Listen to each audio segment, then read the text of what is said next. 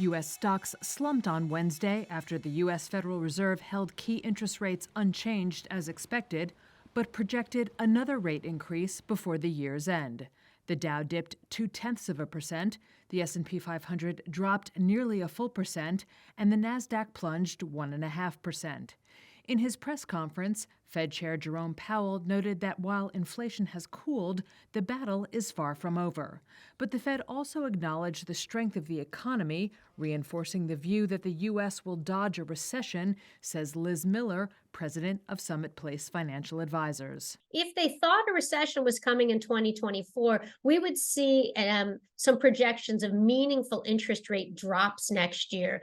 Once you get through 2023 on their dot plot, you just see huge dispersion and no agreement over the next few years where rates really will go.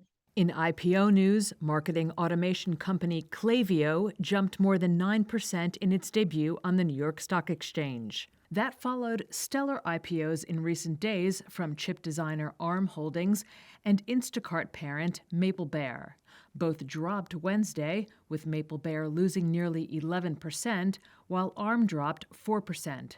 But Miller says the tumbles do not reflect muted enthusiasm for more IPOs. It's very typical that they price at the top of their range, they trade super high in day one, and then we've seen this many times before that they start pulling back.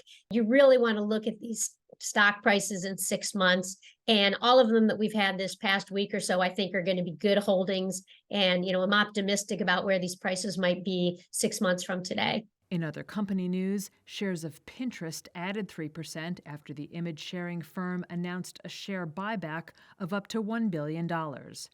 And Coty gained about 4.5% after the CoverGirl parent hiked its annual core sales forecast.